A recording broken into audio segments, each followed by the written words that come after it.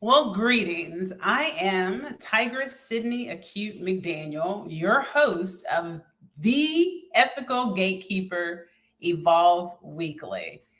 Today, we have quite a sensitive topic, evidently, and we're going to tackle it head on. This is a safe space, this is a respectful space and a space that promotes objectivity. That being said, we're not going to shy away from addressing issues that plague our Black communities that need be addressed so that we can effectuate the change, in fact, the reform that we seek.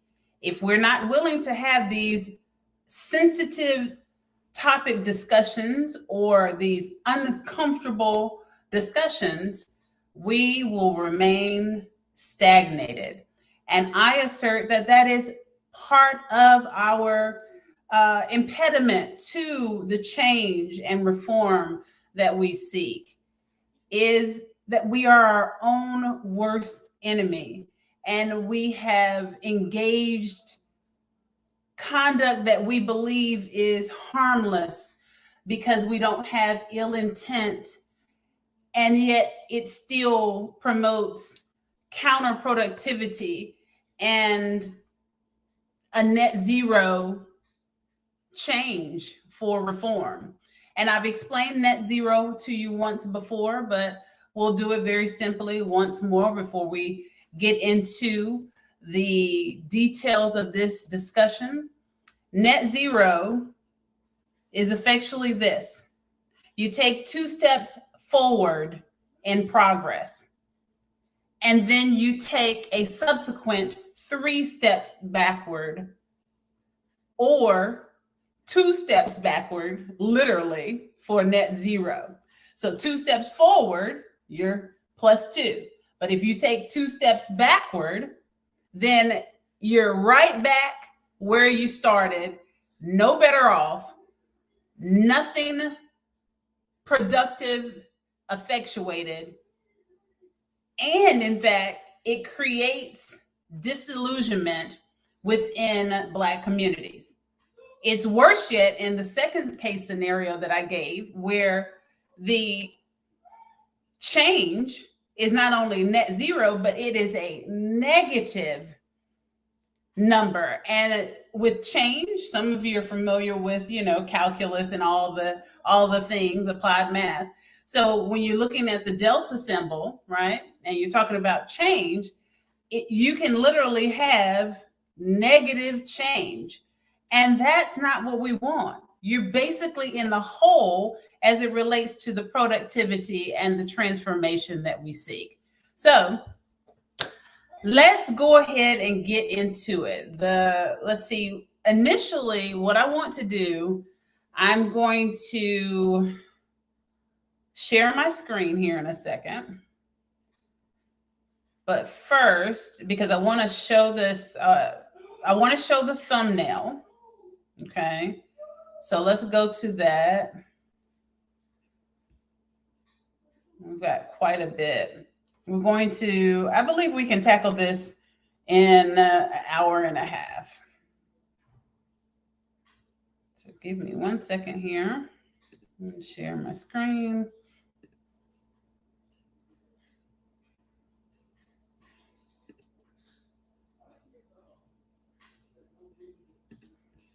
There we go. All right, so we're going to go on over to Facebook initially.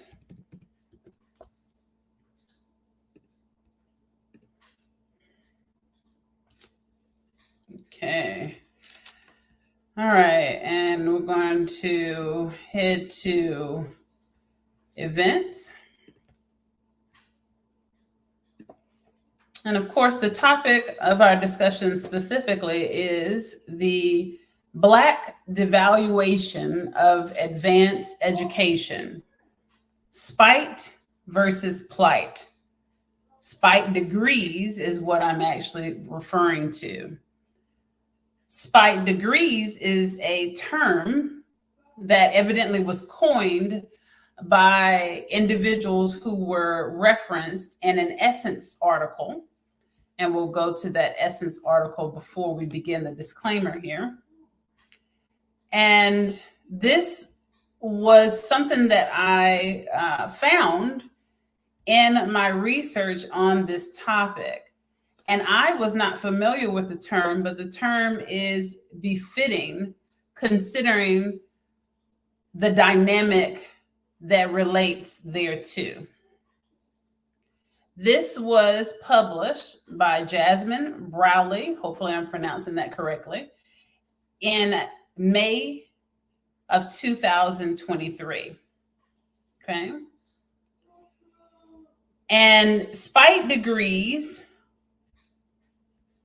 we'll get into it further here, are effectually degrees that, and you'll see here, this is what I call a spite degree, a term I'd like to believe I coined since I haven't seen it anywhere else on the web, or the revenge glow up, as it's been colloquially dubbed. These are not new notions or even a phenomenon singular to Black women. After all, Khloe Kardashian created an entire show around the concept, albeit from a more vain standpoint, but the message is still clear. The desire to level up is universal. When it comes to merit-based come-uppances, however, Black women are edging everyone else out. Black women's work ethics by the numbers, and then we're going to continue. But basically here, the concept is that you would, out of spite for some wrong that has been done toward you or to you, that you would then go and pursue a degree. And in the case of Black women, that it would be an advanced degree.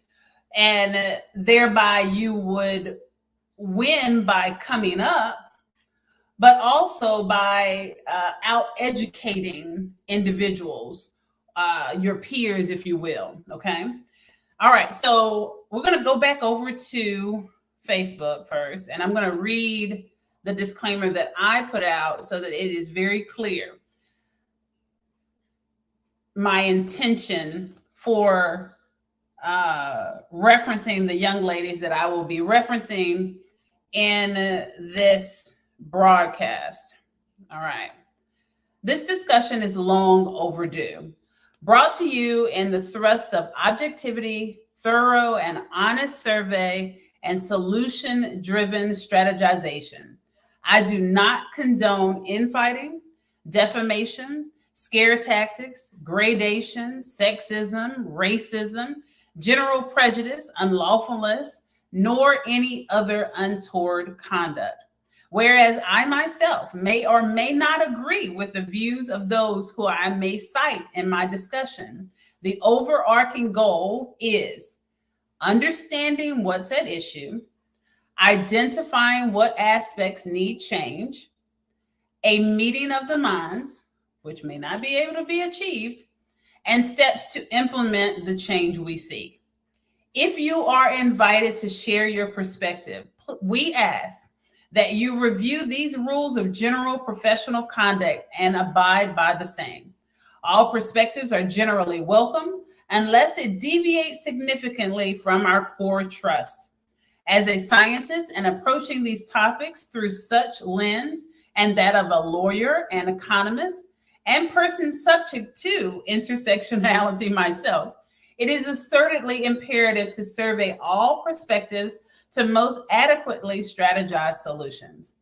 As a lawyer, although not yet licensed, please heed the following. I do not need the permission, nor am I asking permission to cite views published in the public domain. Most of you are aware of fair use, so I don't have to go into further detail and explain that. Number two, having been subjected to defamation myself, and being a huge activist against the same, my survey on issues does not constitute defamation. I've taught you all this as well. What is an absolute defense to defamation? Fact. And that's what we're working on here. And that's what it says. Number 3, a fact is an absolute defense to defamation. Number 4, citing a person's own views voluntarily publicly published does not constitute defamation.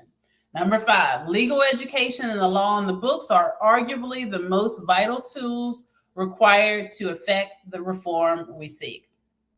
Number 6, moreover, emotional intelligence, whereas such can be disconcerting in controversial topic discussion, is inseparably required to acknowledge the issues that plague us and strategize solutions to empower ourselves individually and collectively to overcome those issues and bring about the transformative change we seek. Hence the name of my platform, Evolve Weekly, the Ethical Gatekeeper. Kind regards, always me, right? And the beautiful Black ladies featured have definitely been invited to join our discussion.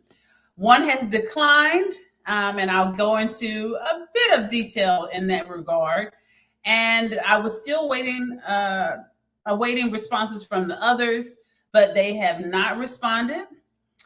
And nor will it be necessary, as you know, I've already explained with my disclaimer, but it would have been great to just hear their input in this discussion. I would really love to hear about their experiences, and I wanted, and definitely had made it available to provide a platform for them to share so that we could unify in solidarity with the experiences that we have, which are inferred from decisions that are made to devalue advanced degrees or otherwise choose alternative careers that are societally and directly opposite from core academia. Because this platform is not for commercial purposes, repost of their images as public figures, of course, is provided under the doctrine of fair use and editorial opinion. All right. So that being said, we are going to take a look at these beautiful individuals, and we'll go to my post because I've posted these individuals, and we'll get a why. Why did I post these individuals? And let me extend upon the title, Black Devaluation of Advanced Academia, Spite versus Economic Plight, Copper Check versus Rigor, right? So why are advanced degrees becoming more and more devalued by Black communities? We know that there was a time where it was deemed most appropriate, if you were going to pursue education, that you needed to pursue something that was professionally viable. Engineer, MBA, lawyer, doctor, PhD in anything, so that you could obtain professorship and beat the matrix effectually. Even though it was considered, when you're grade dating, right, with regards to comparing a PhD in social sciences or a PhD in maybe history or art to a PhD in applied sciences, physical sciences, engineering, or a Juris Doctorate in law, PhD in biology, those type of things, right? Agricultural engineering, mechanical engineering, computer programming, even. In the gradation, of course, the PhD in art was also disfavored, if you will, or at the very least, if not disfavored, because it is a PhD and there's definitely some credibility and, respect for the study of art. And especially at that level, research-wise, it definitely connotes intelligence and application of the same. and historical application of anthropology, which is profoundly important to our civilization. But at the same time, we all know the stories. We've all heard our families, someone in our family say, well, you're gonna get a PhD in art, you're gonna get a bachelor's in art, versus you saying, yeah, I'm gonna go to law school or I'm gonna become a doctor, and then everyone lights up and everyone pays attention, right? Or even a PhD in physical therapy or the physiology, those sciences as well. In one particular case, Monroe Steele actually has, according to her own admission and her own publication, she has a PhD in the physical sciences, or physiology, because it is a physical science, you all. So we'll circle back to that as well. Basically, it's a matter of why is it now increasingly unimportant, increasingly devalued with regards to getting an education. You hear the gripes, the most common gripes about advanced education, of course, that it's costly. I know that firsthand. So I understand that life. I understand it experientially. I know the burden that an advanced degree can be financially. I know that.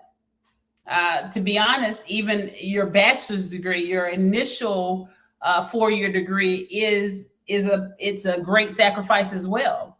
That shouldn't be dismissed lightly either. Now, comparatively, the cost of law school to cost of your general 4-year degree, if it's not, of course, at a private institution that has, these inflated tuition prices, then generally you're talking about maybe 1/5 of the budget of a law school 4-year program versus your bachelor's degree. So your average person is going to stop at that bachelor's degree. And then when we're living in a society where, and we know this as well, that we beautiful Black people, we have to do more. We have to out educate. We have to outperform our other cultural peers just to be recognized on the same level of them. And this is not that they're, you don't get your JD and then you're immediately colloquially inducted into equity on par with everyone else. And that laugh is a nervous laugh and a very anxious laugh. I am not being dismissive in any way, shape, or form. I'm telling you serious facts that I've experienced myself. I am not somehow detached from the impact of the intersectionalities that make up the dynamic of my life. So I know this. I know it wholeheartedly. And I know the strains that come along with it. I know the stresses. I understand why we would devalue, and there would be this increasing devaluation of advanced degrees. But I still yet assert that we have to engage these arenas, because if we don't have sufficient representation in those academic arenas, we are actually creating future generations that will not value academia. And if we're not represented in academia, and the future generations of our beautiful Black people do not value advanced academia, then we have ousted ourselves out of an entire myriad of professions that actually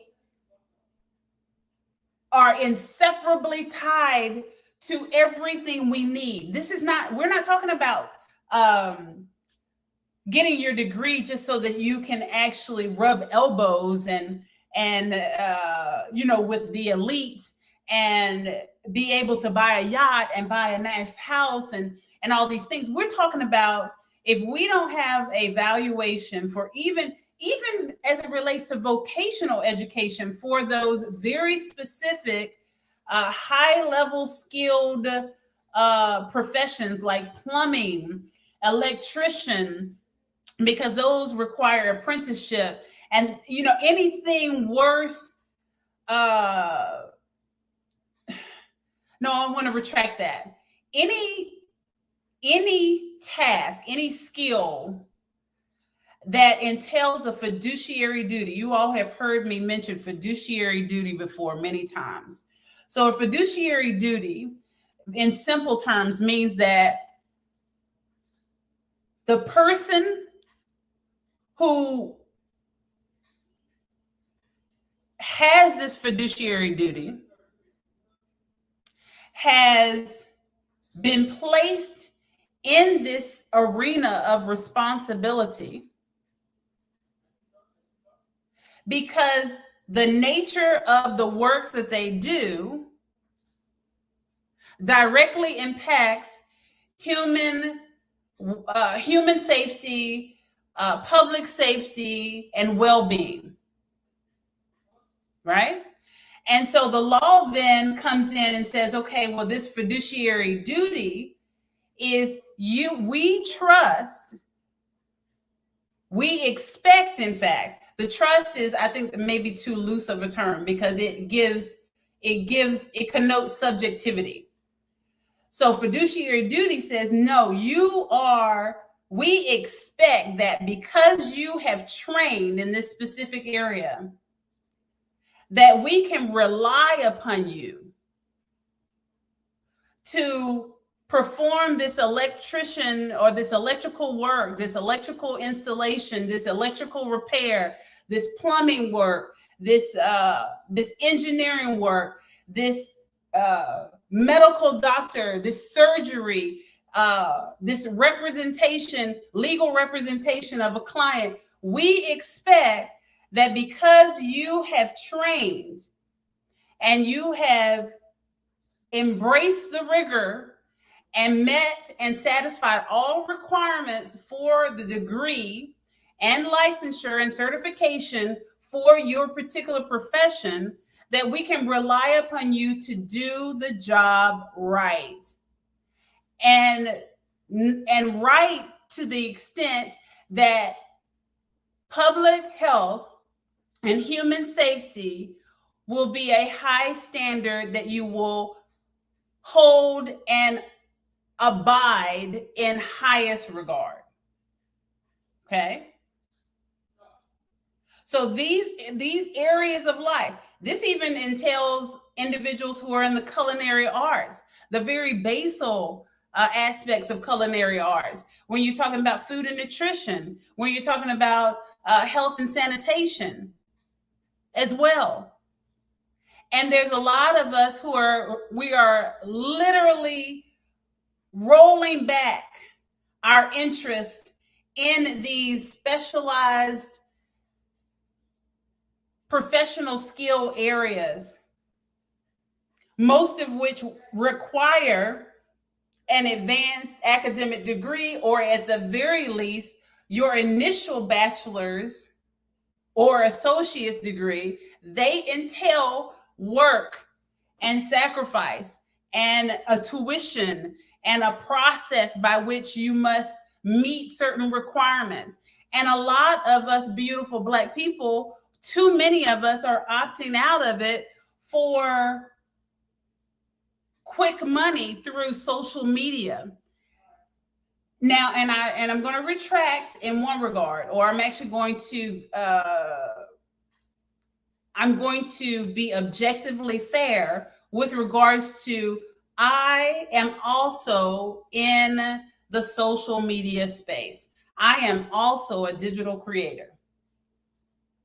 I do not have the following that Monroe still has. I do not have the following that Destiny Chalmers has. But I am monetized. I am on the rise. I am a digital creator, so I can speak from that aspect. And I would equally love the opportunity and that's the reason why I am continuing to push my platform. Now, this is my political professional platform. So again, this particular platform, because they're compartmentalized, if some of you aren't aware, uh, and thus they are separate. I'm referring to my performing arts and my platform as a vocalist and lyricist and performing artist. That's over there with Tigress is a verb.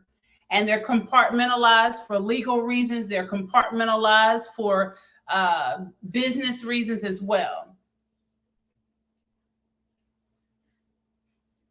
But I equally am aspiring to supplement my income with my digital creator account and platforms through Tigress is a verb and Eargasm Records. But not at the sacrifice of what is most important, which is my commitment to sustainable science, wetland bioremediation, applying the education and experience from my degree programs, embracing, enduring the rigor of law school to obtain my Juris Doctorate, because I know that that is invaluable. It's an invaluable necessity with regards to environmental justice that we seek for the Black community. And most of you are familiar with these terms now. So when you hear environmental, there used to be a time where environmental justice was not, it was not widely known. After Aaron Brockovich, the movie, that it became well known. And then that particular setting was for white Americans who were in a low to middle class. And then there was more awareness with regards to Black environmental injustice. A lot of us began to learn, and of course, this is my field, so of course I've known about it for years, and I knew about it through my mom and my dad and other avenues as well. But the information became more and more widely known as it related to large, like, sewage facilities that were in close proximity to low to middle class Black Americans,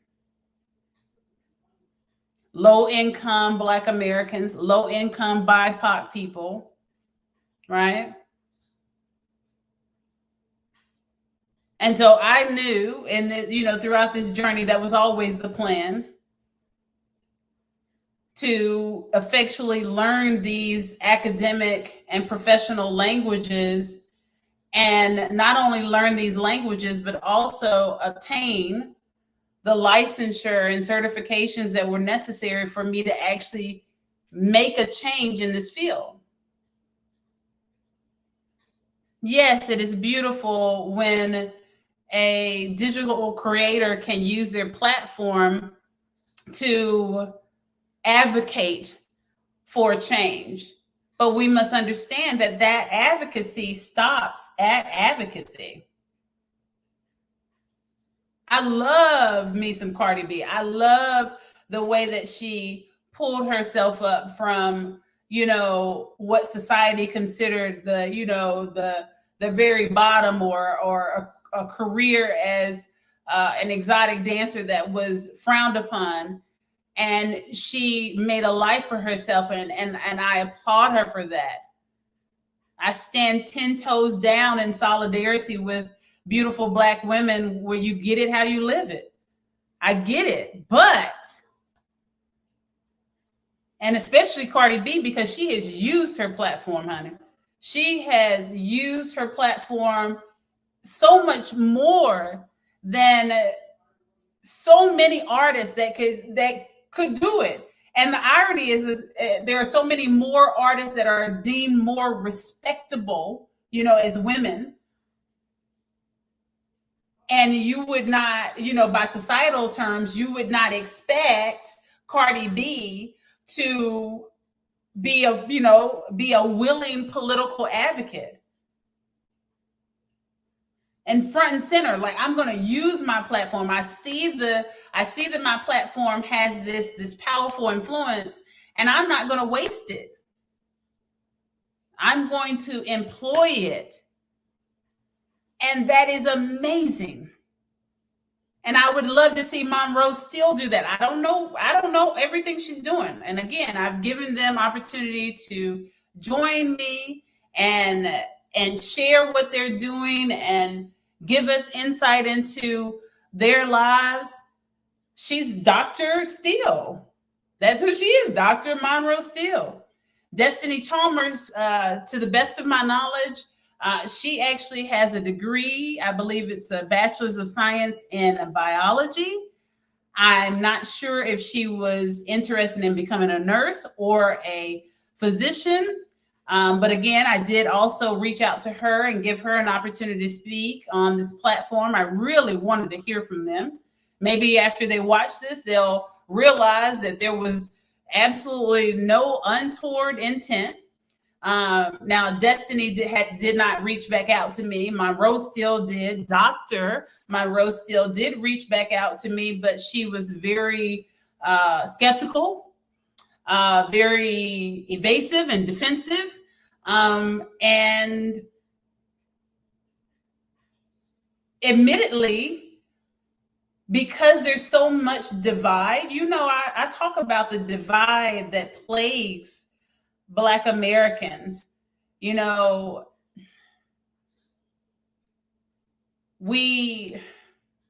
love us, and I'm not going to stop loving us. I love us very deeply, but a lot of our relationships are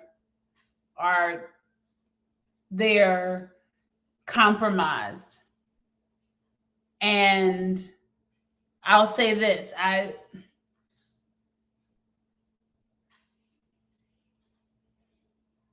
offered and insisted that she look at my platform and see that I come in love, and I come in peace, and I come in truth and objectivity and all the things, and transformative thought, and I am taken aback with some of the statements that she made. The attacks, they were baseless and unnecessary. And it gets us nowhere. It's counterproductive. It's completely pointless. However, based on the world and interactions amongst Black women on the internet, on my internet, not Beyonce's internet, and I'm being playful or whatever, but because I don't subscribe to that mentality. It's on your internet, my internet. When I say my internet, it's your internet. Beyonce is not above us. I don't subscribe to them being above us somehow. I don't believe that in any way, shape, or fashion. And actually, that kind of goes back to my point.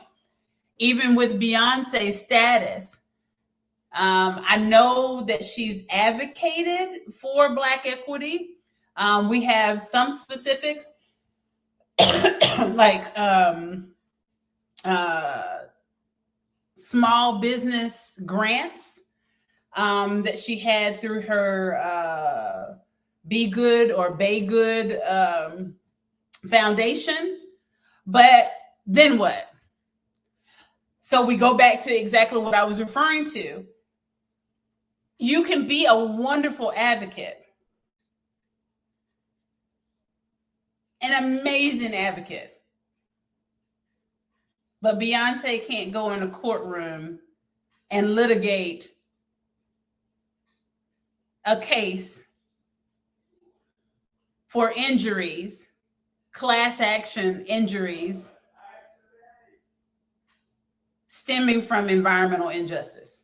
She can't do it. And in fact, none of us can if we do not have those necessary tools in place.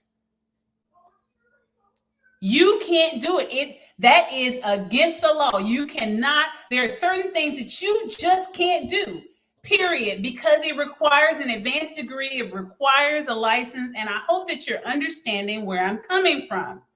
We can't just completely abandon all of these high-level skilled professions that have requirements and standards and licensure and certification because we all want to be digital creator, and then advocate from there. Like, I don't want to, it stressed me out. The lifestyle is too much.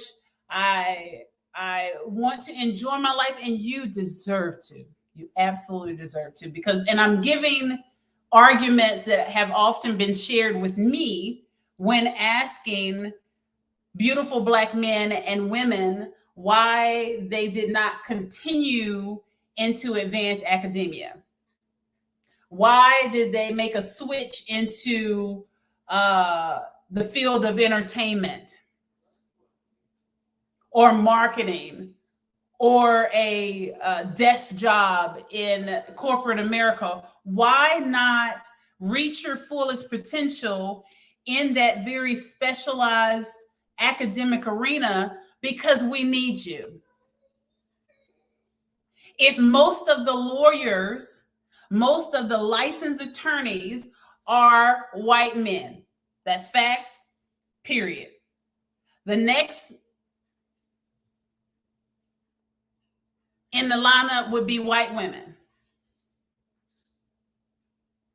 And we're talking about only 1%.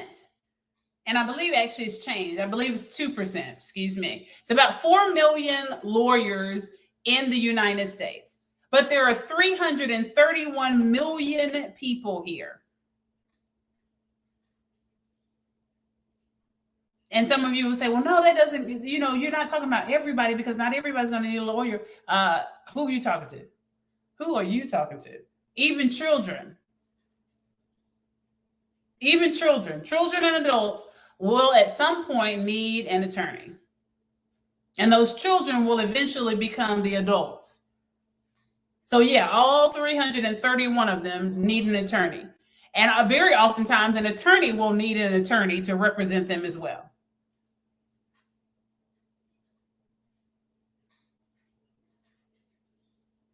I mean, I'm not going to go into, well, I should actually give some examples. For instance, we already know how difficult anyway it is for a Black man or a woman to obtain their Juris Doctorate.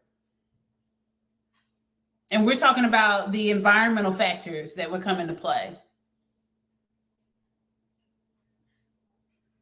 Let's say maybe they are, either one of them becomes a parent, and now they have to, take care of their child.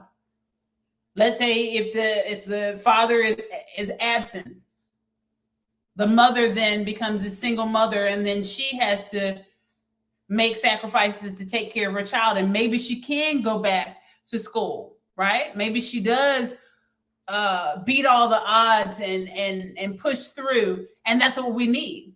But the more realistic story is that single mother will not ever go to law school.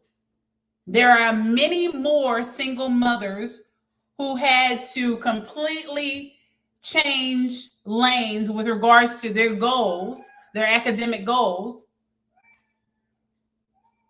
after becoming a mom. Some of them married and happily married, and it just never worked out time-wise and money-wise for them to go back. Maybe they have a child with a disability. Maybe they decided that they wanted to homeschool. Maybe they became disillusioned by how Black America has been subject to injustice unrelentlessly over the years, and they just checked out psychologically. All of these things are understandable. I need you all to really appreciate that I completely understand. I cannot not understand, because I too have experienced the very same things that very normally shake individuals on the path of an academic goal off of that path altogether. So much so that they can't ever get back on that path. And in fact, I think I need to show my transcript. I need to show, let's see if we can do this. Let me complete my thought first, and then we'll go over to it. Because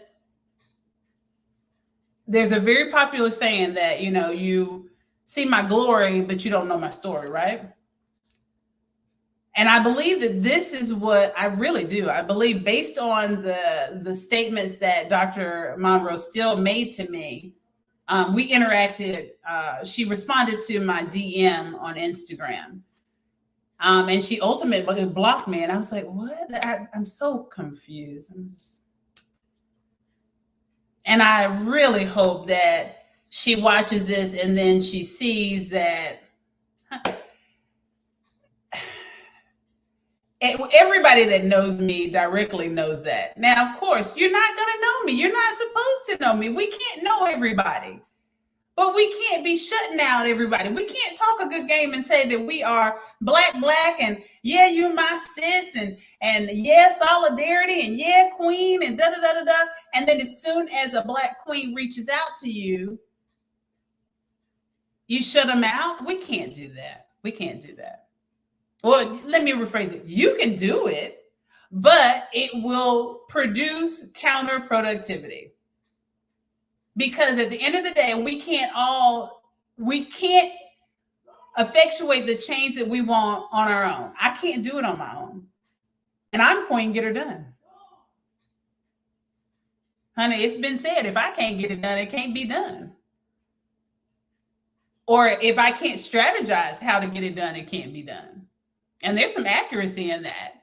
But even in that strategization, I need other individuals to effectuate the transformation that we seek.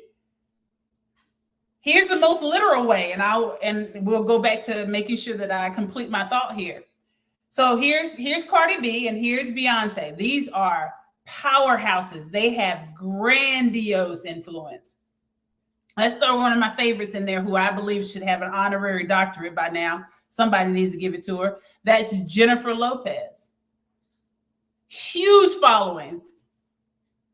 They can advocate all they want. And I don't want to leave anybody out, because I want to make sure that I try to hit all the ones because I have great respect for beautiful Black women and Latino women. And I have grandiose respect for Native American women that are doing it.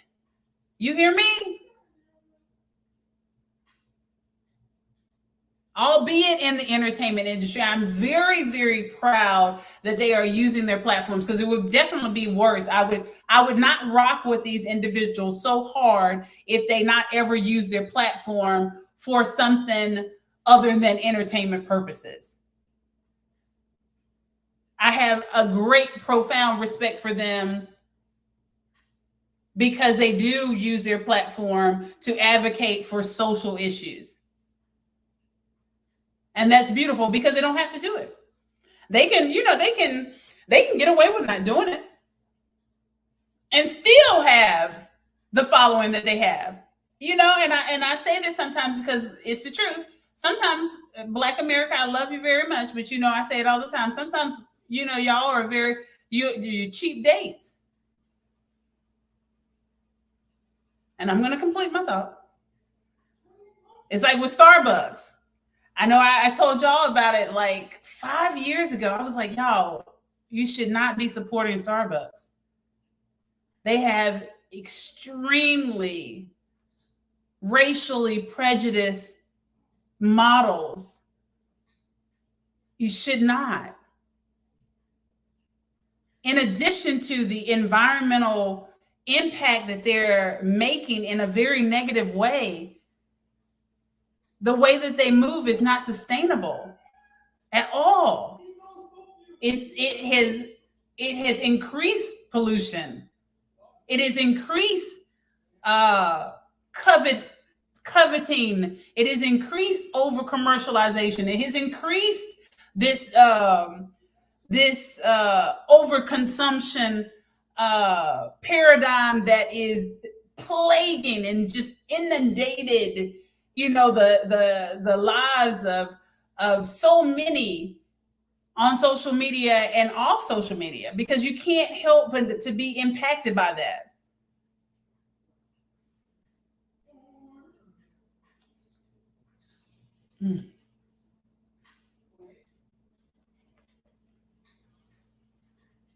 So I told you, right?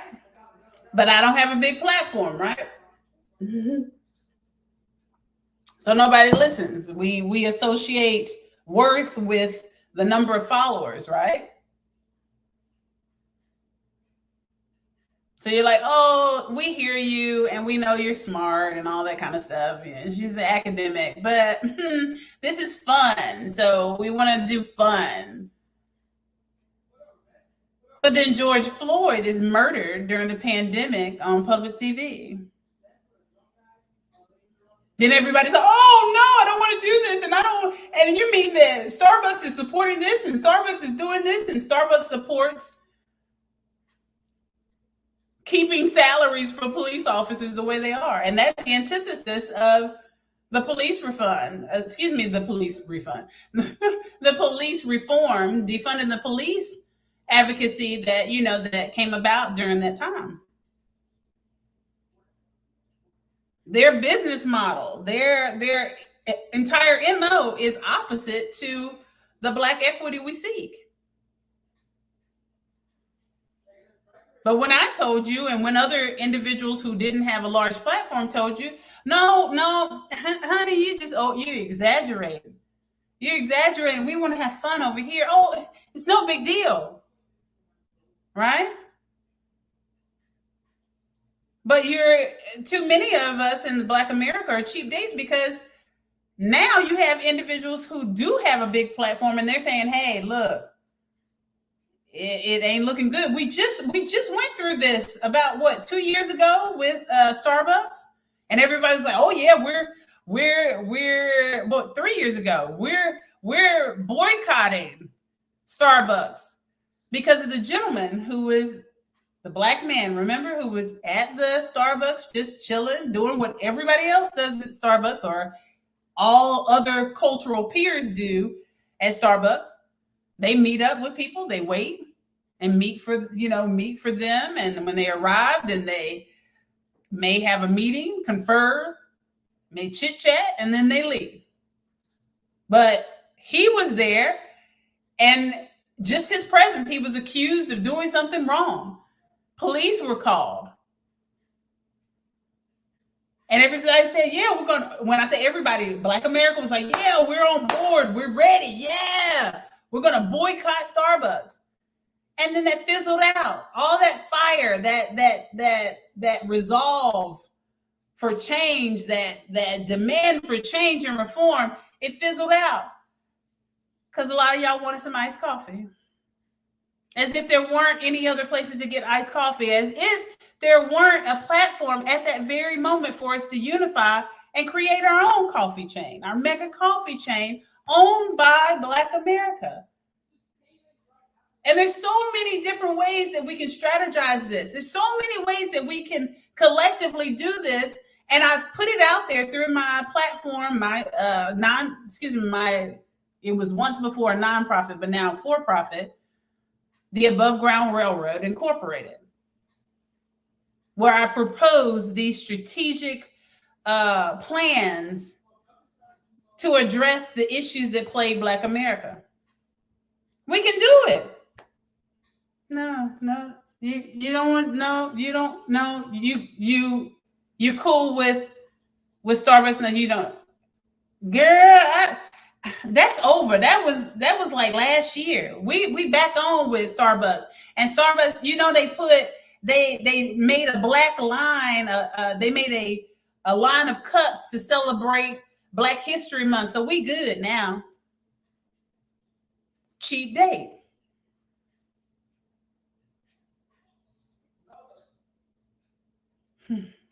So full circle with this line of thought. So Beyonce and Janet and Sierra and even her husband Russell Wilson and uh, um, I'm trying to think of more. Kelly Rowland and um,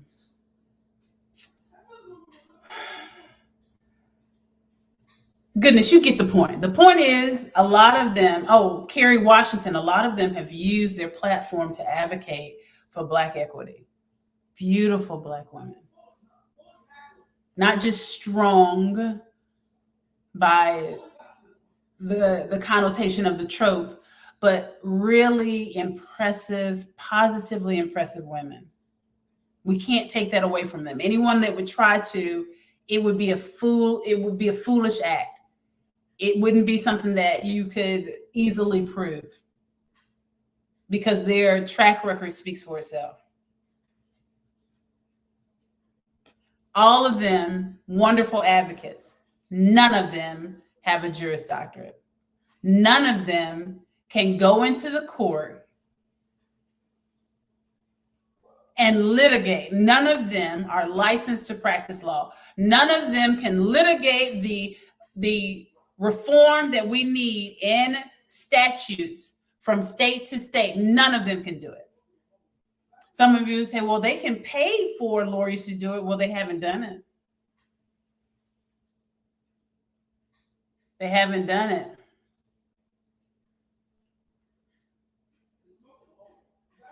Tigers, they can pay for lawyers. They don't have to be the lawyers themselves. They haven't done it. Well, Tigers, they can actually support, the campaigns of the beautiful Black politicians who run for office that we need in office. Okay. Many of them are not in office.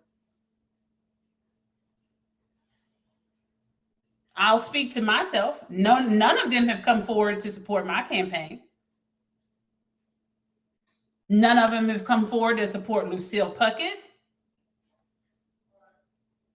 None of them have come forward to support Juan Enrique. None of them have come forward to support Angela Ambrose. I could go down a laundry list of individuals just in Charlotte alone. There are the Charlotte Panthers, all the beautiful Black men on the football team. They should have been supporting individuals like us because they look silly even trying to advocate for Black equity. And you have individuals like us who are running for office and we can't even get a spot. We can't even get the publicity we need on radio and talk shows and in news articles so that we can actually run an effective campaign, which takes money. So no, don't come to me and say, but Tigers, they can invest money-wise and that's how they can do it. No. We need Black America to assume the academic roles, assume the licensure, assume the certification so that you don't need anyone to, as a go-between, to get the things done that we need to get done because they're not doing it. They aren't doing it. That is the truth of the matter. And let's be hella positive. And let's say that Cardi B has donated a sum of money, a large sum of money to go to a Black law firm that has agreed to take on the case for, let's say, the Flint, Michigan water pollution victims. Let's just say, okay?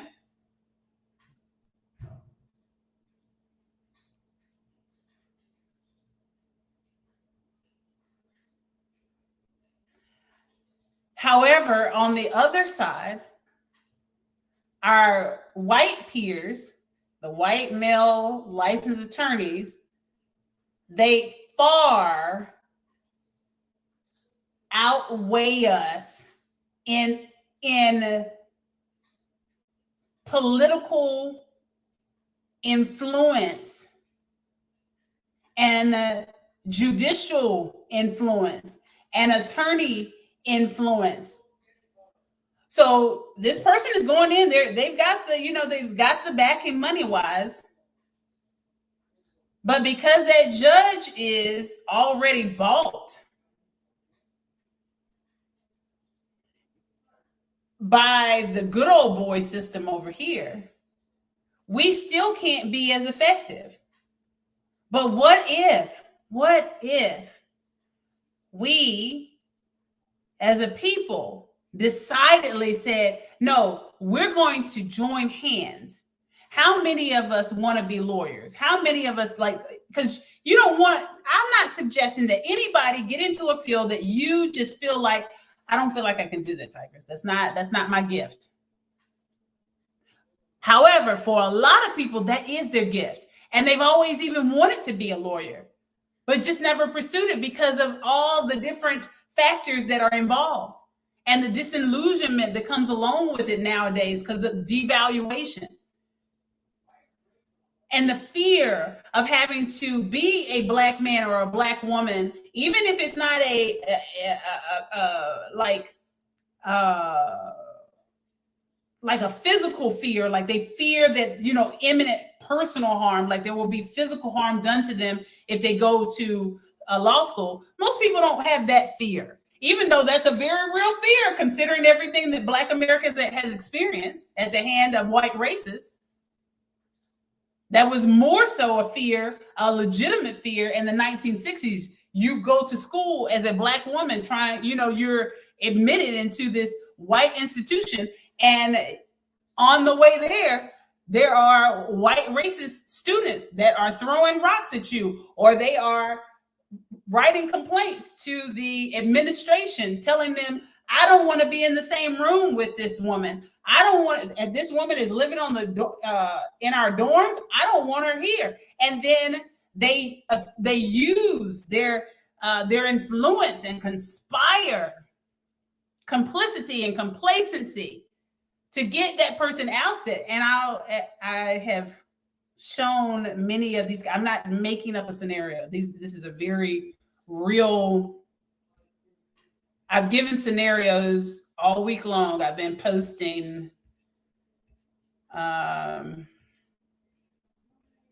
real life scenarios, and I've been recognizing beautiful Black people who did obtain their advanced degrees and are doing amazing things. So this is, and I hope that I pronounce this correct, this is Dr. Angela Ade.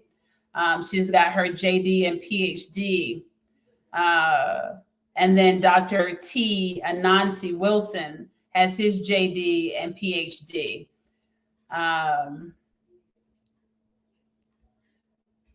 Let's see here. And I believe this is, let's go to this one. I believe this is the beautiful Black woman who experienced being admitted to a law school and then living in a dorm, because this is St. Mary's. If you know anything about St. Mary's College, that is definitely it's a PWI. It's predominantly white. And okay, so that wasn't it. Let's go back. And she was ousted. The beautiful Dr. Mina Pratt also has her JD and PhD. Okay, I think it's here. Is this her? Let's go to this one really quickly.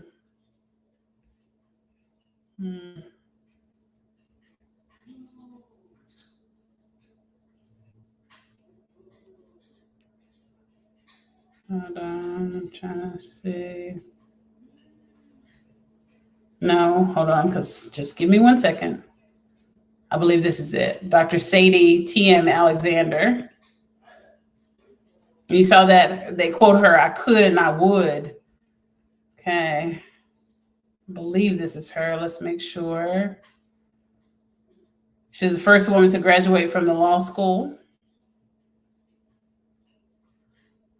I believe it was Penn State. Hold on.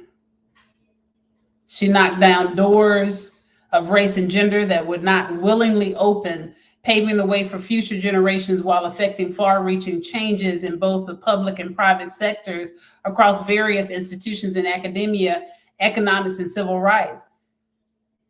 I think this is it. Hope. Otherwise, I'll find it here in a second.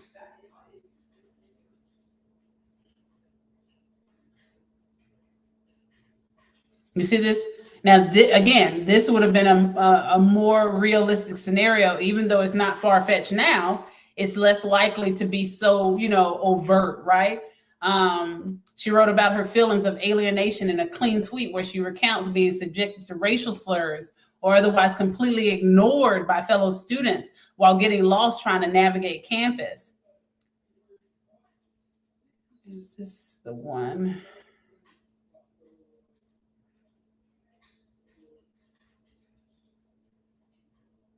And this actually is a great example of exactly what I'm talking about. As a sophomore, Dr. Alexander scheduled a meeting with Penn's provost at the time, asking him to use his power and influence to condemn any local restaurants that would not serve Penn students, no matter who they were, while also requesting the university to provide an on-campus venue for meals for Black students and those who could not afford to bring food in. Her request was denied.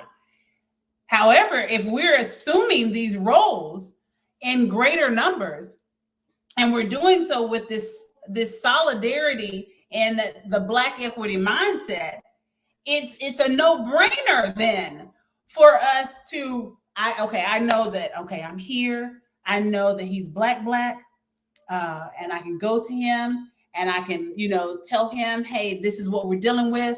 He's going to immediately put things in action because he's in the position literally where he is empowered with authority to address certain issues, and it's addressed and done. Not someone just advocating. Because Cardi B doesn't have, she can definitely influence. But please understand, and I mean this very respectfully, in the academic world, she would get laughed out of certain offices. Even if they tolerated her just for the sake of maybe getting her to make a donation to the school or for saving face, like, publicity sake, they don't want to look like, they could give, like they have absolutely no valuation for her, have no respect for her career path, but they're going to make sure that they have clean publicity. And y'all know what I'm talking about. I don't have to go into further detail. Because I wanted to find the other one. I've listed quite a bit. Is this her? Maybe it was her. Let's go to this one. Honoring Judge Elretta Alexander, the first Black woman to graduate from Columbia Law. I believe this is her.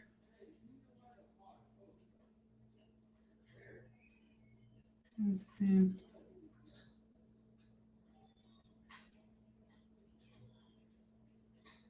And see, look at this. Sumney recounted how Alexander was inspired to become a lawyer because she was disillusioned by local politics in Greensboro, where she attended high school and college. Despite growing up in the Jim Crow South, Alexander became more aware of racial issues as a student at Columbia Law, when she discovered that she sometimes unwittingly passed as white. Alexander Sumney remarked that her Columbia friends couldn't seem to understand how this girl with so many talents and such fair skin could be identified with Negroes. Indeed, while in school, Alexander decided to really embrace her Blackness and use that position as an advocate for other African Americans, particularly African American women. This is where our advocacy should be, because you will literally be in the direct capacity to impact the change that we need. Good gracious. And I may have to cover this in 2 different episodes, 2 different lives, because there is quite a bit to cover. But please do come over to my platform, which is, if you see this here, See Tigress Run. Please do. And of course, I definitely linked Ketanji Brown Jackson, our Supreme Court judge. He's another double doctorate here. Maybe it was here. Oh yeah, here we go. This is it. Let's go to this one. And again, I may still have to carry it over to another session. Georgiana Simpson made history as the first Black woman to graduate with a PhD. University of Chicago students, faculty reflect on injustices she faced, find inspiration in her legacy. And I'm not saying that someone without a Juris Doctorate can't inspire a Black person to become a lawyer. But of course, it's more impactful and it serves a more direct purpose if we are the generation that shows a grandiose valuation for higher education and these very specific fiduciary duty-based professions. If we show grandiose valuation in those, and we're in a capacity where we can help our fellow Black Americans to navigate the bureaucracy and the corrupt and racist politics in the educational institutions, to be able to successfully complete the degrees and then get your license, your certification, and then be boots on the ground. Like, you can literally be the one who affects change, and you have more weight to our influence, as opposed to there being 1%. Because again, I believe I alluded to it. No, I stated it. There is 2% of the United States citizens that are licensed attorneys. That number goes down to 1%, if I'm not mistaken, for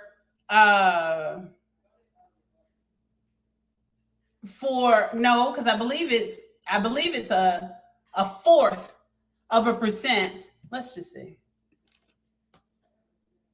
How many Black licensed attorneys in US? Okay. All right. For example, and this is. All right. 5% of all lawyers are African American, the same percentage as 10 years earlier. That's not good. But the US population is 13.4% African American. Similarly, 5% of all lawyers are Hispanic, up from 4% a decade earlier, although the US population is 18.5% Hispanic. Okay. And so I was referring to PhDs. 2% of the population has PhDs. Okay.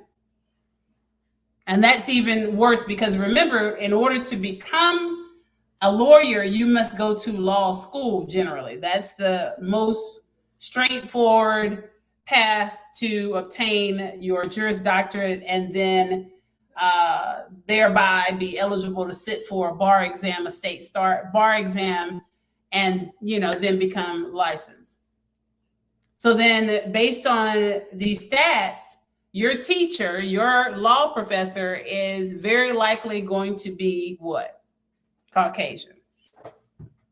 And not only Caucasian, but a Caucasian man. And if not a Caucasian man, then a Caucasian woman.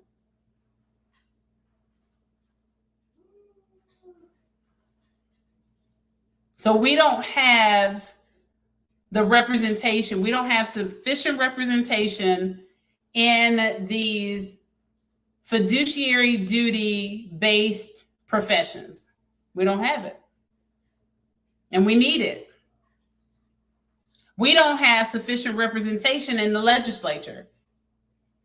Now, whereas the legislature does not require, there is absolutely no requirement for an advanced degree to run for office and obtain a seat, an elected seat with any state legislature.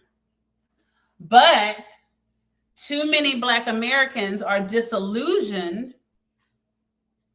against running for office because they don't have an advanced degree, because the white counterparts who are in these positions, more often than not, they do have advanced degrees.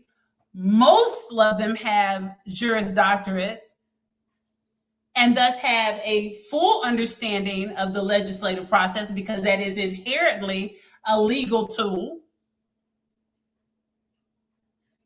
So many Black Americans are disillusioned from that and will not even pursue it because the legislative peers out-educate them.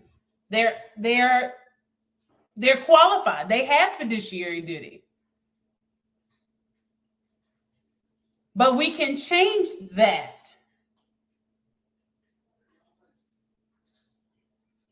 And to get to that change, we need to increase our valuation of advanced academia. And it can't just be Black women who are doing it out of comeuppance and spite, because that affects the mental health of those individuals very greatly. Understand that where a person, and it doesn't matter who it is, when a person is undertaking any action out of spite, the impact of that undertaking will be greatly diminished, because emotional intelligence is not the stronghold through which they sought that undertaking. And thus they will succumb to any of the pressures that come along during that process that are required. They're inescapable. Like, for instance, here I am. I've graduated from law school. I have my Juris Doctorate. And I've seen it, and I'll refer to her. What is her? The one that says, okay, boom. Legally Hype. I don't know her real name, but Legally Hype. She has a wonderful platform. She's the one that translates political and legal news with hood, colloquialisms, and I love it. I'm here for it. She can do both. She doesn't have to code switch. I love her platform. Love her platform. Okay. Love it. Legally Hype.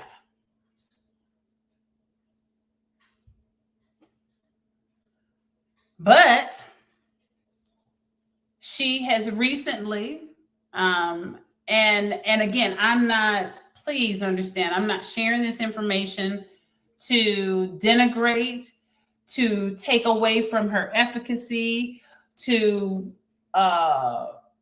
bring her mental anguish atop what she's already experiencing.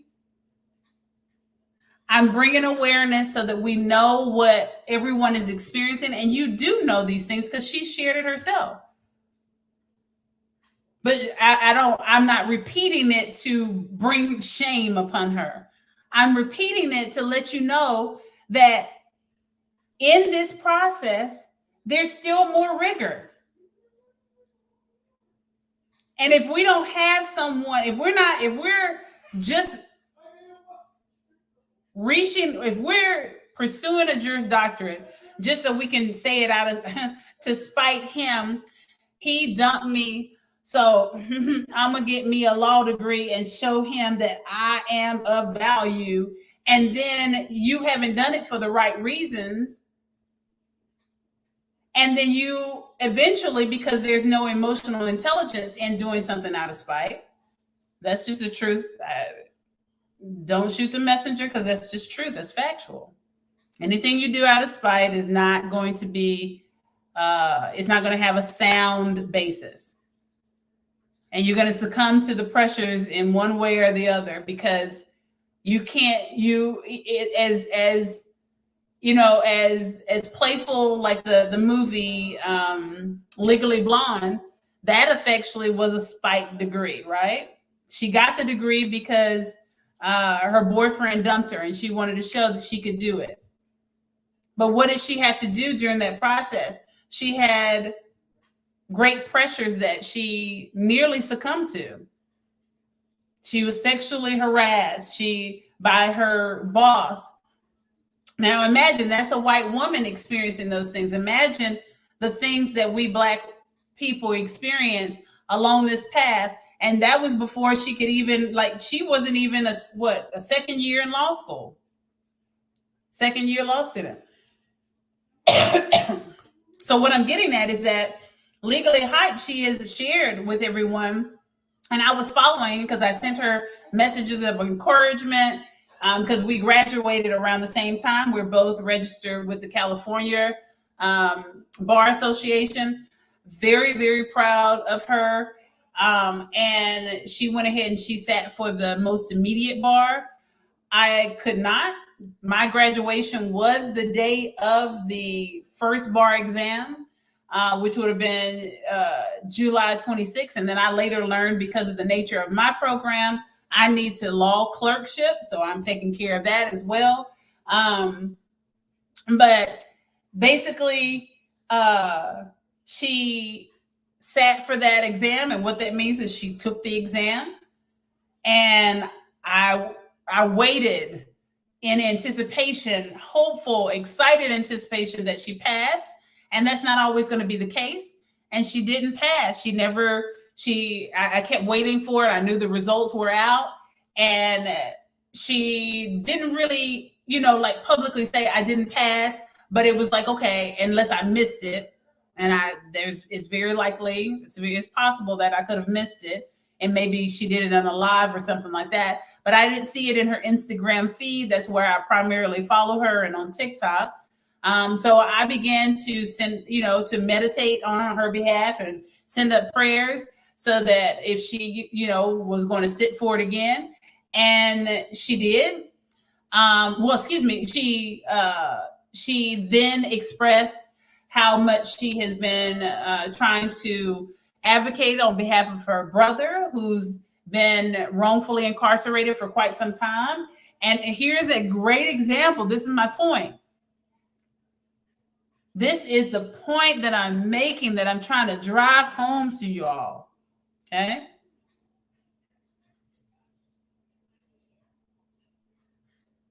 And she was expressing how disillusioned she was and how, just it was really the pressures of it. And she's like, I got here, I got to this point, and now I still can't do anything for my brother.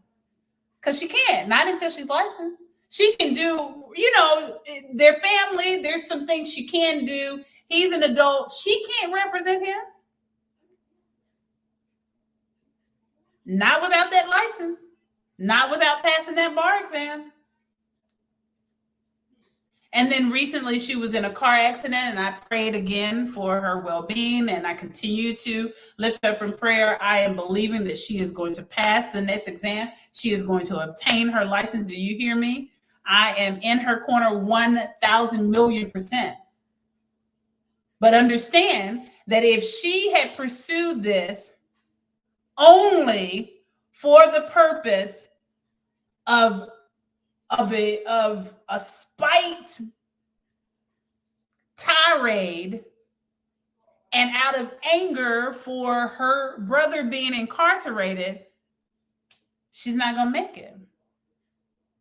And we may be seeing the outward manifestation of that. And that's why I'm praying. I'm praying that she can completely tune into her emotional intelligence and her resolve and peace, because though that exam is all day long, do you not understand how difficult, like, and we're talking about the rigor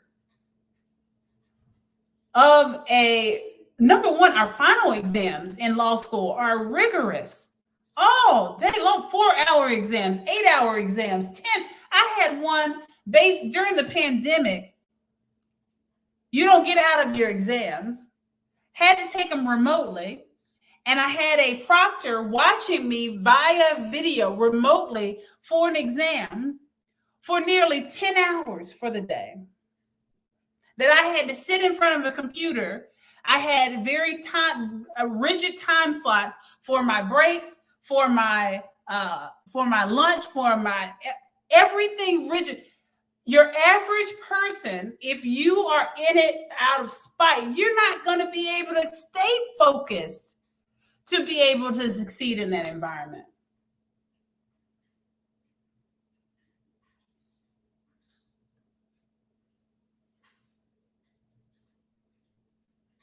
Test anxiety is a very real thing. I've had it. Very real thing. And then especially after you fail, oh my gosh, having to take the baby bar the first year and you fail, that doesn't make you feel good. That doesn't hype you up. Your average person, and I'm going to get her done, honey. You think I didn't have test anxiety? Honey, bye. And then what if you fail a test? I have one test, property law. I made I got a 60%. And technically that was passing, but my professor said, no, we want to see proficiency. Not bare minimum. We want to see proficiency. And it was a do or die situation. You do or die. Honey, put up or shut up. This is law school. Don't nobody care about you being Tigress McDaniel.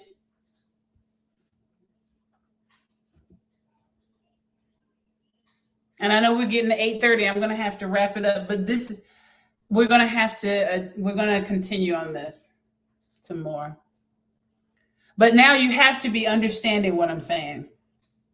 You have to be understanding where I'm getting at. Because you see, if she, and this is an outward manifestation, as much as I don't want that to be the reality for her, nor do I want it to be the reality for me. But too often, us beautiful Black women, we're in these silos. We talk a really good game, but then a lot of us are being honest about the fact that we could be doing so much better. We need to work on our relationships. And I'm on the side of the individuals who are willing to call a duck and not be mean about it. Just say, look, we don't have a good relationship with one another. And we need that, because I need your support and I want to support you so that we can get these academic degrees and licensure and certifications, not out of spite, just so we can have it on our wall and take a cush job that really has no real efficacy toward the Black equity and justice that we see. I'm just going to take the easy way out and take my little 6-figure salary, and then I'm going to curtail it into a digital creator career and be an influencer and be an advocate, even though you may say out of one corner of your mouth, I'm not advocating for overconsumption, but as an influencer, you are marketing. You are doing affiliate marketing, and you are selling products that you know that a lot of individuals are going to overconsume. You already know they are. And you're trying to tell yourself, no, I'm not, I'm not a role model. I'm not a role model. You're an influencer. That's even worse in the scope of overconsumption. That's even worse because your role model, they're doing it passively. Your role model, like your Cardi B, she may wear the new Prada dress, but she's not selling the new Prada dress. She's not saying, yo, here's my review of the new Prada dress. The influencer is doing that. And again, I'm not attacking digital creators. I'm not attacking you in that capacity. I'm just saying that please, let's do both.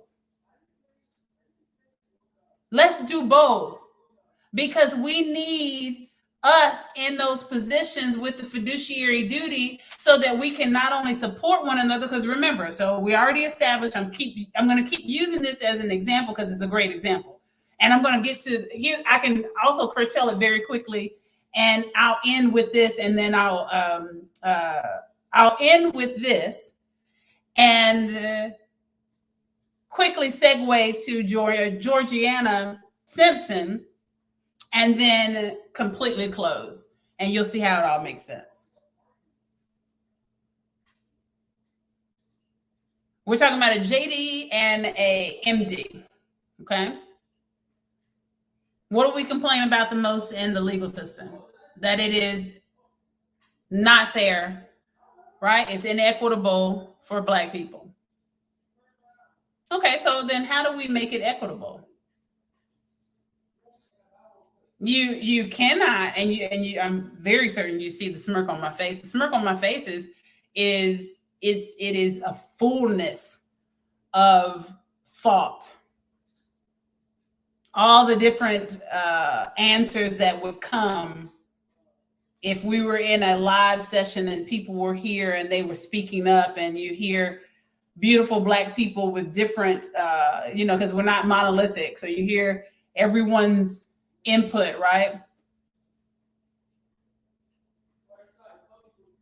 And some people will say, well, we need to,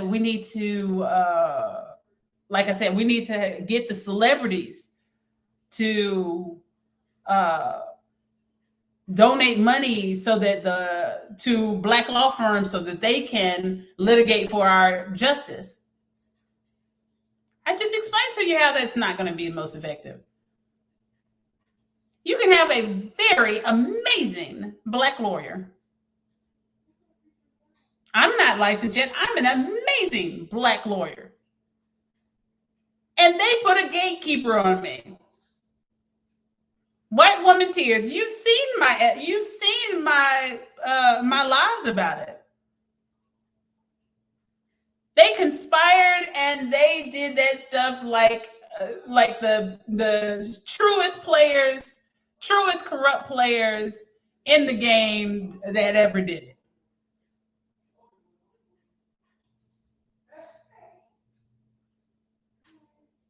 Now I'm efficacious, so I've been able to navigate their corruption.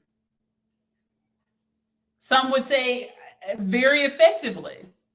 But I need you to understand the truth of the matter is that I would much rather have more Black people who are lawyers that know that they're Black, that are Black, that have a stronghold and a valuation for Black justice and themselves, that have pride in themselves. And it would be so much better. So that we're not the minority. We have sufficient representation so that I go into a courtroom and I see a black judge, and I'm not fearful that that black judge, yeah, although he's black, although she's black, I have absolutely no confidence they're going to be on the right side of justice because they're the minority in the legal system. And in order for them to navigate it, a lot of them have succumbed to complicity and complacency. But if we were sufficiently represented in the legal system as both judges and attorneys and clerk staff, we would have a greater valuation and we would be able to have our stronghold because we would not have the pressures. They would be not eliminated altogether, but they would be less effective on us if we were a unified front and in large numbers in the legal system.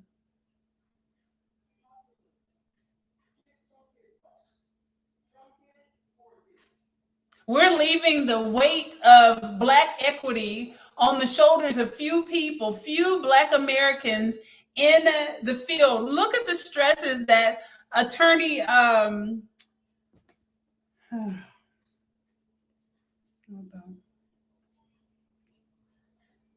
I don't know why I can't think of his name. Just hold on a second.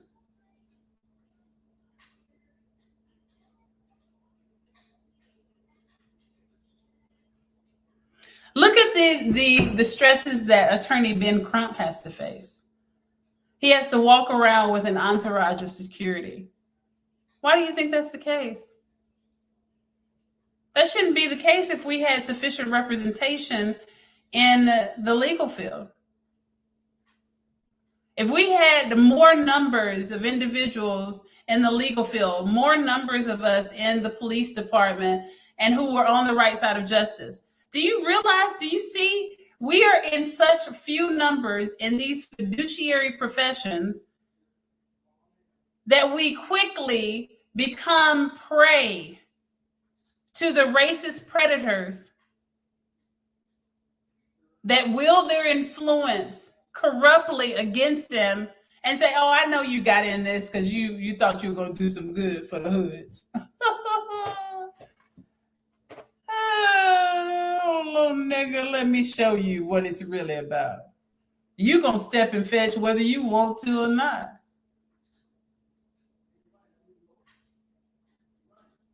And then something happens where now they're subject to these individuals.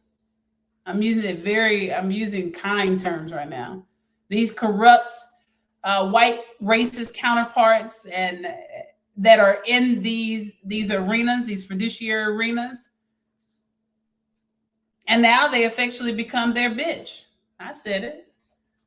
They become their bitch. And now that their efficacy, they lose all of their potency. They can't be effective for us anymore. Now I'm not saying that's necessarily Ben Crump. I'm just saying in general. Because he's still trying. And it's difficult for him he can't take on all the cases. He can't, you guys, come on. He can't take on all the Black equity cases in America. We're going to kill him. And I don't want that. I don't want to speak life into him. I wish that he could take my case. I reached out to his team to take my case, and I got mad because he couldn't take my case. And then I had to realize, Tigress, I had to snap back into emotional intelligence. He can't handle every Black person's case.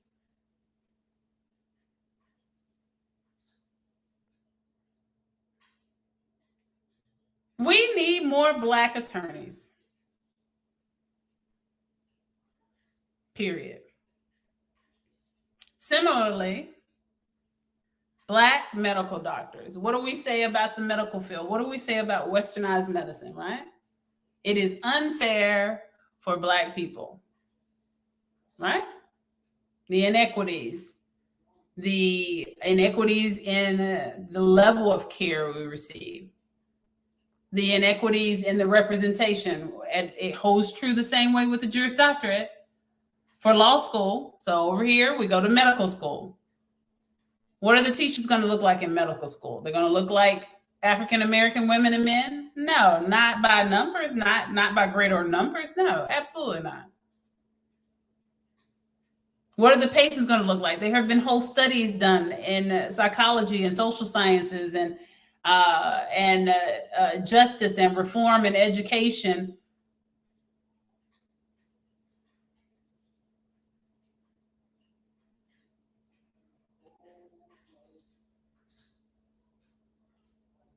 They talk about how they're only taught to work on patients who are white.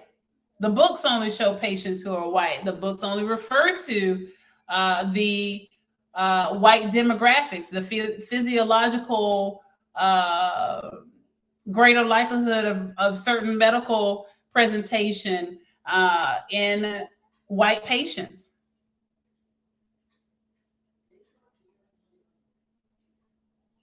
So much so that even Black doctors coming out of medical school, they have very little, if not any, like if not no experience working with Black patients until they're actually out in the field in their residency.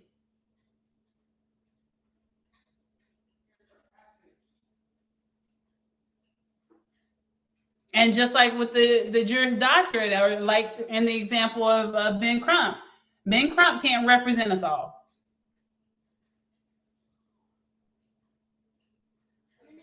And even our favorite Black doctor,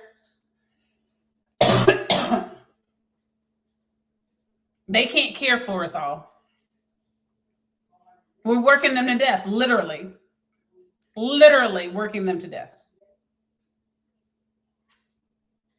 We show that we have absolutely no true love for them, no respect for them, no real valuation for them. We leave them where they're at, and we're going to suck them dry of all of their efficacy and all the hard work that they put into it to give back to Black America, just for us to suck them dry. And then be no better off because all they could do is just what they could do, because they were so overworked that they couldn't even step outside the work they're doing to expand our collective fight for equity. All the while also trying to live their own personal life and have their own family and feed into their own needs as a human. Come on, y'all. Come on now. We're gonna keep this going. We're gonna have this conversation some more, because there's more matters that I want to discuss. I want to get into this really detailed. But this beautiful woman who's here, Georgiana Simpson, first African American woman to receive a degree, Doctor of Philosophy from the University of First Rank. Dr. Simpson received her degree at the University of Chicago in 1921. Dr. Sadie Tanner Mossel received her degree from the University of Pennsylvania, June 15, 1921. Dr. Eva B. Dykes received her degree from Radcliffe College, June 22nd, 1921.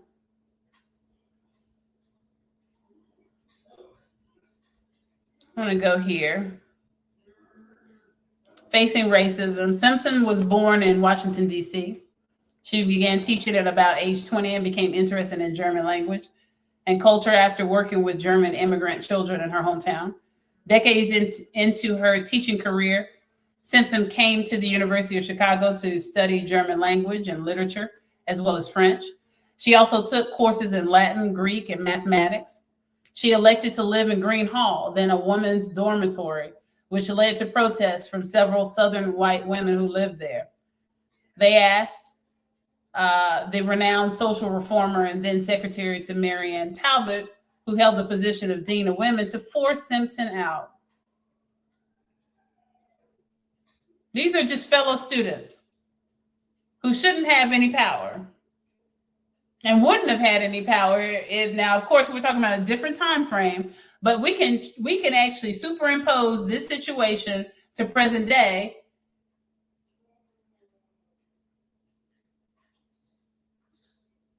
And we can very easily assign similar characteristics to our fellow Black women because of the level of competition that goes on between us.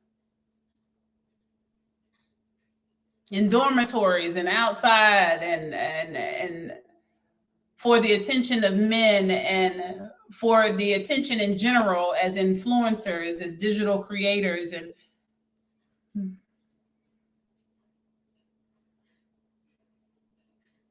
And again, I'm not saying that that's the case. I'll be honest with you. I have watched Dr. Monroe Steele's vlogs, and I don't read competitive from her at all. I don't read that from her, and I definitely don't read that from Destiny Chalmers.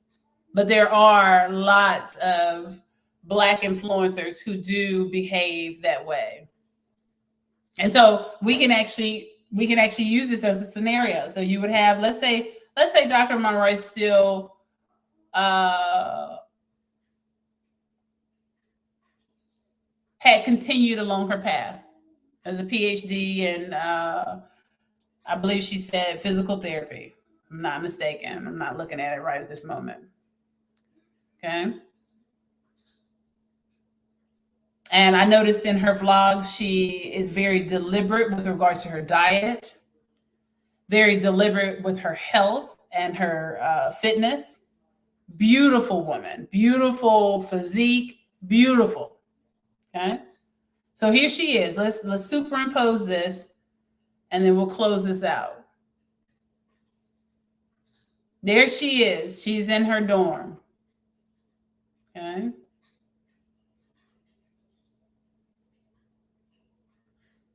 And she's studying. She's being diligent, because if you're going to pursue a doctorate, an advanced degree, you're going to have to make some sacrifices. You're going to have to sacrifice some time. Now, I believe that she is in a sorority. I believe she's a AKA, but there would be a time in her PhD program where she would not be able to be as active as she possibly was before. Okay. And let's say maybe her situation was a one-off and she was, who knows? But let's say that she wasn't. Let's say it was a regular schmegular PhD program, and that means that she had to sacrifice time. Okay. And so let's now make the students who were the white racist students on this campus against these pioneering doctorates, our beautiful Black women ancestors. And let's say that Dr. Monroe Steele's suite mates, dormitory mates, were Black women who were digital creators before she was. And they were more concerned about fashion, and they were more concerned about, I'll be playful, they were more concerned about the Stanley Cup. I want to get the Valentine's Day Stanley Cup, right? I need to go to Sephora. I need to get the makeup. I need to get all the makeup. I need to get the $300, $400, $500 perfume. I need to get the $3,000 clutch bag. And so they mocked Dr. Monroe Steele because she was focused on academia as opposed to focus on the alternative route for a career path.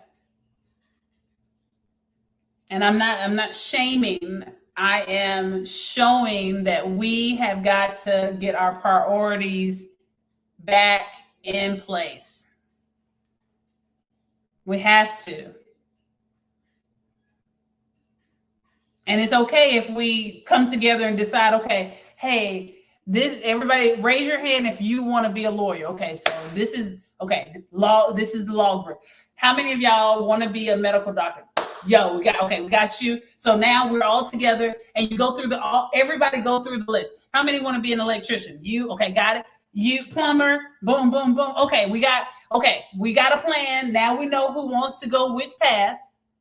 Now we need to make sure we're supporting them in that path. And like I said, we can do both. Because the reason why we'll be able to do both is because we'll have the support of one another, and we won't be out here grinding ourselves to the bone psychologically, to the very last fibers of our soul in spite degrees and out of economic plight. I have no money, so I'm going to school.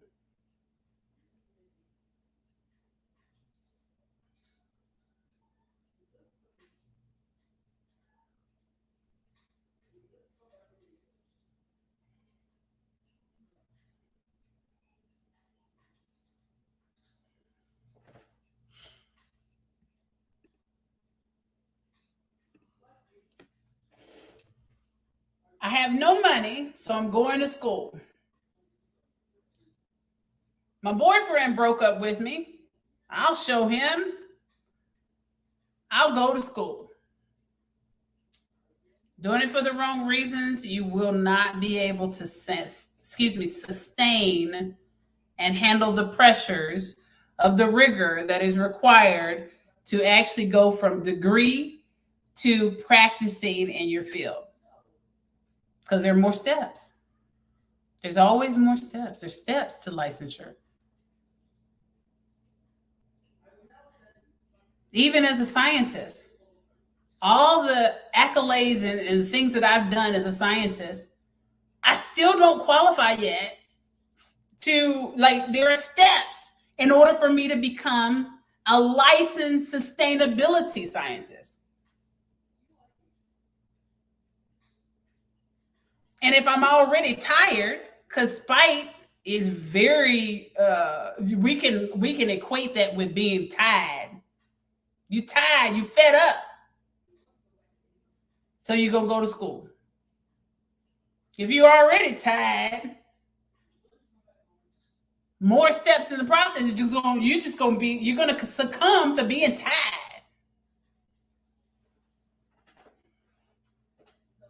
So here in this hypothetical situation, you have Dr. Monroe Still, who is focused on her studies, and you have an entire dorm who are like, yeah, we'll get this bachelor's degree, but girl, you doing too much. You better come over here with the girlies, because we're making money. We're getting 6 figures off of overconsumption of products that ironically fuel Black injustice, Black environmental injustice, literally.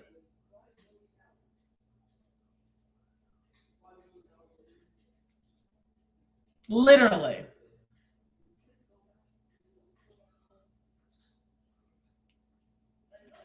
And so here she is trying to figure out how to navigate this world. And instead of holding true to her aspirations, she succumbs. Now, I don't know if this is her story, and I'm not supposing that it is. I told you it's hypothetical. I'm just using it as an example because these are very real scenarios. I've seen it myself while in school. I've seen my beautiful Black women give up. And I've been that, as you can imagine, as I'm talking right now, I've been that person who has been the cheerleader for individuals who wanted to give up. Some listened and they stayed in college. And to you, I'm so very proud of you all. Those of you, if you ever see this broadcast and you'll know she's talking about me. You'll know I'm talking about you. But then there are more, significantly more, that dropped out, gave in. They succumbed to the pressures, the peer pressure. We should not have peer pressure within our communities that favors devaluation of higher academia. But we do. It's more popular to drop out and start a business and say you have a clothing line and you don't have a clothing line. And some of you are not going to take this well, but you need to hear it. You're going to say, yeah, I'm dropping out and I have my own designer collection. and you're screen printing on t-shirts. It's not a designer connection at all. It's not. And I wish that you would actually like put some respect on the profession of being a seamstress and garment construction, because it's not a little thing. So you're actually being quite now. And some of the designers, if they were honest, I would say many of them probably aren't as honest because they don't want to lose, their following, their follower base or whatever. But you putting a funny quote on a t-shirt and selling it is not the same as garment construction. It's not. It's not the same as creating a pattern, a sewing pattern. That's pretty significant work. It's intricate work. And I know this firsthand because my mom was a seamstress for 30 years.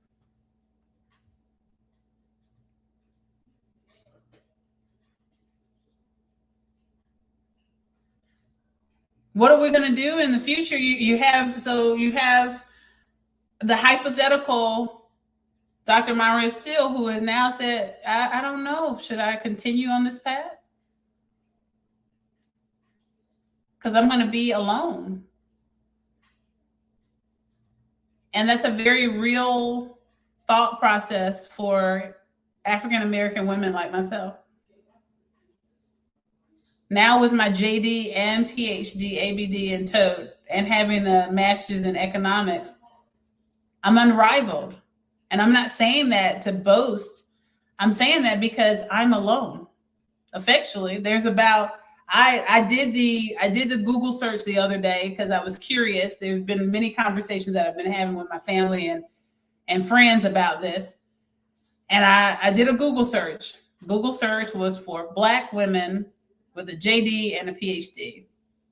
And I was 11 on the first page.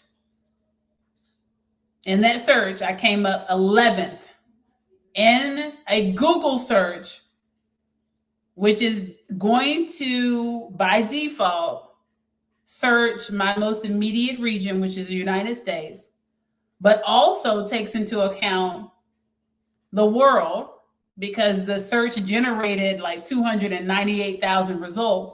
And I was number 11 in the results. It was a very surreal moment. Not in a positive way, like initially, yeah, the positivity, the excitement that comes along with it. But then I was like, whew, it's overwhelming.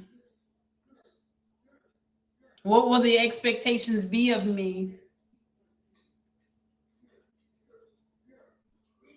I have alienated myself unintentionally in a lot of ways because of the favored mindset of the majority of Black Americans. They may say out of their mouth, oh yeah, she did that. Yeah, Black History Month, she did that. But then on the flip side, they'll be like, I can hear it now. I would not have dared go through all that process. I bet that's the reason why she's single. I want a man. I wouldn't have done that. I'm not single because I went for my degrees.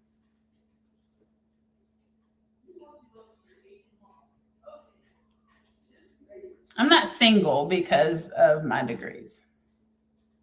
I didn't get my degrees out of spite. I got my degrees out of deliberation, because I wanted to make an impact in environmental science and sustainability. I knew I needed to learn science foremost. Then with my professional experience working at the nuclear power plant and for the Park Service, I realized how much the economics come into play. And the economists would have a lot of input, favored input in the conferences, the business meetings, the corporate meetings on the strategization plans for mitigation of nuclear waste or restoration of a wetland, how much money is involved, money, money, money. So I said, okay, I need to make sure I have this under my belt, because they were being dismissive of, oh, you're just a scientist, cutie. You're just a scientist. Oh, you don't understand how it all works. So then I learned the language of economics. And then after the experiences that I had in that regard, and running for office, and thinking that, okay, I can assume a seat and then I'll use my expertise in science and economics uh, to lobby for environmental reform, albeit, at the municipal level in the city, start there and then work my way up state and federal, right? Because I have been propositioned by the EPA once before, and I was like, no, I want to do it locally, and then show the wetlands on the ground. I want to show people locally, and inspire increased valuation locally, because it has to start locally.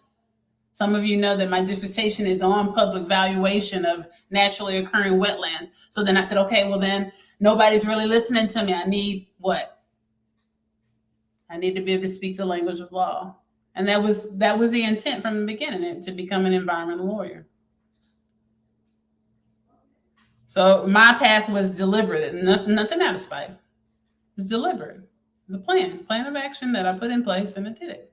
Amen. Lots of sacrifice. Lots of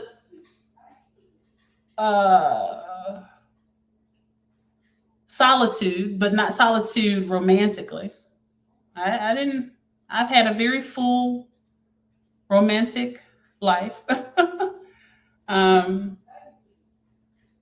Unfortunate that it didn't result in marriage, but I'm not giving up in that regard. But I've had I've had great relationships. I've had not so great relationships. I've had my romantic life has been on par with someone who not ever got even 1 degree. Okay. Maybe even fuller. Now I'm monogamous, so I wasn't out there, in the streets like that. But I definitely am heterosexual. I definitely enjoy the company of a good-looking man. And I didn't really have to sacrifice in that regard. I'm very appreciative, and I'll shout that out to the men that have been in my life. I did attract men who did not have a problem with my goals. Many of them were big cheerleaders for my goals, and at the very least supported me, just in thought. And maybe they didn't do anything directly to further my process along, but they were just like, yeah, go for it, we got it, right? So I didn't lack in that regard. The men I didn't deal with men who wanted me to dumb down. I have no one that I can speak to that I've dated ever that wanted me to dumb down. So that's not a truism for Black women with higher education. And I hate that any of you out there, beautiful Black women, have experienced that. I really do. I'm very thankful in that regard that I've had those positive experiences, but they have not yet turned into marriage. And again, I'm very hopeful for that. But it definitely was solitude in the regard that the higher I went in my education, the less individuals I saw like myself. And I was on an HBCU campus. I've shared this. Some of you are very well aware that I've mentored a lot of preteen women, preteen young boys, but mostly women in STEM and in higher education, adult women as well. I have taken on through angel investing. A lot of you are going to know this as well. You say, yeah, Tigress is telling the truth. She does it. Angel investing doesn't always mean financial investing. I've invested my time. I've been a mentor to individuals pursuing law school. I've been there front and center through their entire process from start to graduation. And then sometimes someone just reaches out to me and they're like, someone suggested you, referred me to you because you could edit my statement of purpose for my application to law school, and I do it, and there you go. It's kind of transactional. I still try to be very inspirational in the approach with that individual, but that's it. Like, that's the extent of it, and they go on about their way, and they got it going. But this is what I'm talking about. I'm only me. That's it. I can't pour into everybody. Like, literally, I just can't. I can't pour into the entire population of Black America in the way that we need to really be supporting one another, not just in lip service, so that we can actually have sufficient representation in all the professions that entail a fiduciary duty. Because if we don't, we will not have the justice that we seek, because there will always be an arena, a profession that is dominated by our counterparts, which is necessarily unfortunate for us. Even if there's a great number of white people that are our allies, there's going to be, unfortunately, a greater number who are not, because most likely they also will have classist, prejudicially classist views against those white allies, because very typically our white allies are those who share, common economic disadvantages, right? You've seen the TikToks where the rednecks say we need to get together with the Black people, and hey, they wouldn't be able to handle us then. You've seen it. So it stirs up great solitude in the sense that here I am on an HBCU campus. I get to my master's program. It was just me and Jarvetta Bynum. Shout out to Jarvetta Bynum. And our economics, and otherwise it was all men. All men. And then when I got to the PhD program, there was no one like me. There was Patrice Cagle, but she was I want to say she was in biomass fuels, which is a different track. So we were in the same PhD program, the umbrella program, but my track was energy and environmental systems and economics, and hers was energy and environmental systems and biomass fuels. So we didn't take classes together, but we found, when we saw one another, thankfully, and she's a doctor now as well. Thankfully, Dr. Cagle and I got along very well. We intentionally pulled ourselves together, but otherwise it wasn't no Black men.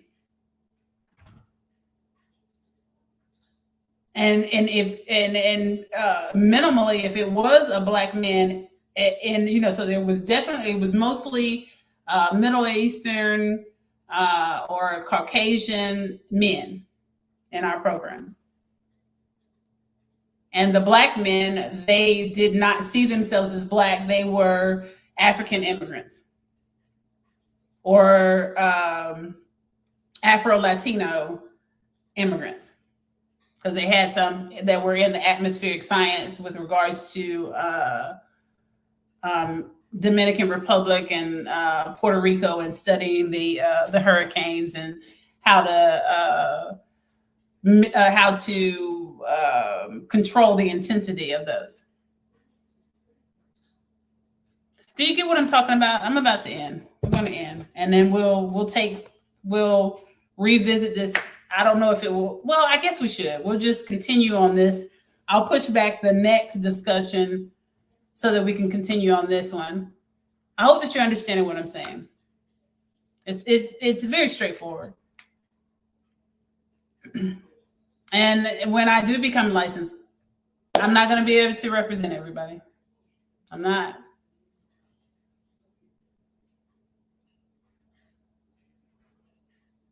And if I'm able to assume a seat in our legislature, whichever one, state or federal, I'll still be just one. I can't be two tigresses. I'm still going to be one, and thereby have that one vote, if you will. I'm still going to be one. So if we're not doing it together, and we have to assume the majority, or at least have sufficient representation in these spaces. Otherwise, those who are already in these spaces, they will continue to dominate and thereby control our access to the services in these different arenas, the quality of service in these different arenas. And that's how they'll keep us down. And when we reject our truest purpose, our truest potential, we give them the gun. We give them the whip.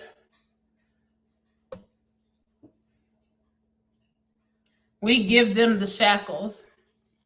Here, you can take the shackles to keep us metaphorically enslaved. Thank you so much for joining me today. I am Tigress Sydney Acute McDaniel, the ethical gatekeeper. See you next week.